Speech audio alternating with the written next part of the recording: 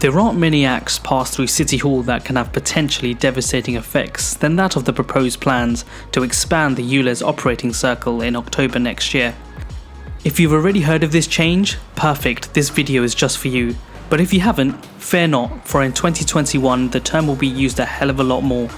As a brief introduction, ULEZ stands for the Ultra Low Emission Zone, and if you frequently travel into London or in and around the region, you're likely to have come across this term before.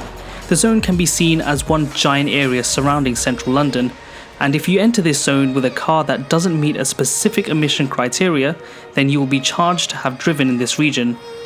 There are no special timings, the zone operates 24/7 and you will be charged £12.50 per day that you enter the zone. If you don't pay, then you will receive one massive surprise through the letterbox issuing a fine of £80 breaching the ultra low emission zone. If you delay your payment by up to 14 days, then this fine doubles to £160. And that's not all. Largely driving into London would mean that you come into a breach of another penalty, and that would be the congestion charge. The daily fees for this currently sit at £15, and like ULEZ, you can be fined up to £80 for this, obviously going up to £160 after 14 days. Thankfully, the congestion charge zone is the exact same as ULEZ, and you can quite easily avoid paying these charges simply by driving around this region. But here's the tricky part. From the 25th of October 2021, this ultra low emission zone will be drastically expanding. It'll stretch over the north and south circular roads, which is absolutely huge.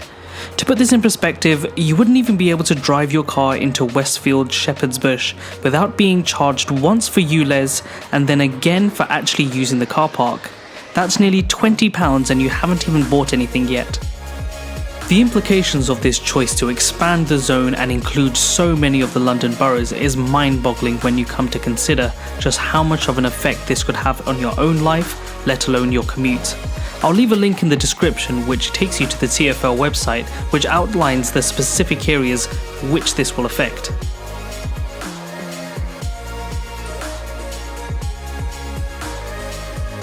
I have to be quite careful with the kind of language I use here, as the point of ULEZ and LEZ is quite significant.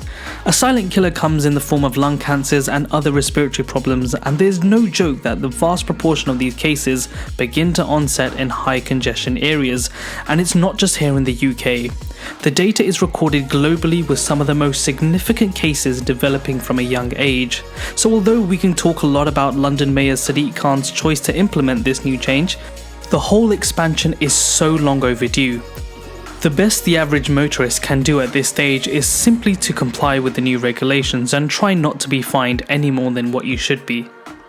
So here's a few useful tips to help you reduce costs. The first step is to check what emission standard your vehicle currently is. This can easily be done by checking your vlog or simply going onto the TfL website, entering your registration number and then seeing what Euro standard your car meets. If it meets the Euro 6 emission standard, that's perfect. You can safely drive into the ULEZ zone without having to worry about being charged because your car pollutes too much.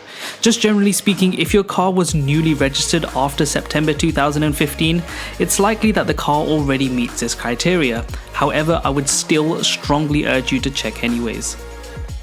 Step 2 follows on quite naturally from the first actually. If you find that your car is not ULEZ compliant, then it's 1,000,000% advisable to simply set up Autopay for your car, just in case if you accidentally travel into the chargeable zone and forget to pay the ULEZ fee of £12.50. And if you forget to pay the ULEZ fee, then it's likely then you'll be left with a penalty of £160 or £80 if paid within 14 days. The Autopay feature is there for this very reason, to help you if you forget to pay, to save time for you by not having to log into the TfL app and manually pay on the day of travel. The Autopay system, I suspect, will collectively save the UK motorist millions of pounds in fines. But at the same time, a lot more people won't even consider it, saying things like, I only travel into London on rare occasions, or I'll remember every time I go into London. Truthfully speaking, this won't ever happen, and eventually at some point that person will forget and they will receive a penalty. Then there's the question of what boundary does a ULEZ operate in. This area is so much bigger than before, and the area that is traditionally referred to as London mostly confined to the deeper inner city regions and not actually places like Wembley, Acton, Putney, Camden, Dartford or Walthamstow. These areas are what would otherwise be considered as home and not really what a Londoner would consider London. Are you really going to chance it by driving into another borough which falls into this area? I think not. So best advice is to set up the Autopay feature on the TfL website, and it'll take you to the lowest possible payment of £12.50 for each day that you're in the chargeable zone. I had to speak to a member of the TfL team, and they had actually said that if you ever go on an evening drive or come home late from somewhere and happen to cross through the expanded ULEZ zone twice, as in once before midnight and then a second time after midnight, then, and as crazy as this sounds, then you will be liable to paying twice. Let that sink in for a second. The third option that you have is to install a particulate filter into your car. This will mean that you can reduce the number of polluting fumes from your exhaust. This isn't currently possible with petrol cars, as the range of technology involved in meeting the Euro 6 emission standard is pretty complex and integrated into the design of the car. On the other hand, diesel cars can potentially be converted to meet the Euro 6 standard, as a large part of this process is to reduce harmful gases actually takes place in the exhaust systems, and thus making a more viable option. But while you could upgrade your diesel, it probably won't make much financial sense for most motorists. It'll add weight, cost a fair bit, with prices ranging between £1,200 to £3,000 for a system upgrade, without even taking into account the cost of a specialised mechanic fitting this apparatus. For this very reason, this kind of treatment is left for larger commercial vehicles like buses and vans. Then there's also the issue that there is no current certification that validates that after all of the hard work being put into upgrading your diesel car, that it will actually meet the Euro 6 standard. Finally, and this is with a breath of fresh air, if you're looking to purchase a brand new off-the-show floor car, now probably wouldn't be a very bad time. Car manufacturers have understood the implications of such legislation and have insisted on rolling out scrapage schemes which help you rid of your gas-guzzling car in place of a brand new one.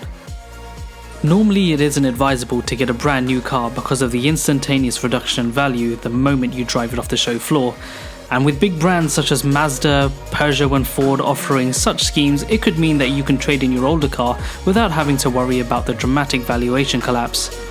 If you are in the space to buy a new car, as ever you will have to look at the value proposition aspect. Selling your old car privately could bring you less than what handing it to a dealer could, and for me, that's just brilliant. So what happens if none of the previous points sound particularly appetizing to you? It'll certainly mean that you'll need to be more conscious about the travel decisions you make, and will encourage you to better plan your journeys in light of these changes. It also means that more people will consider using public transport, which accelerates the collection of funds for the use of the TfL. The cost of the Queen Elizabeth line and Crossrail have been well above budget, so TfL is desperate to have commuters flooding back onto the platforms. And this has been slowed by a certain outbreak, as a key spreading point is on buses and trains. On one hand, city officials want us to take cars and prevent the spread of the virus, and on the second hand, they also make it a bit more difficult. And yes, the decision to expand the zone was done long before the pandemic ensued, but at least I'd expect a subsidised ULEZ day charge. October 25th is a long way away, however, and there is much to unfold with this health crisis.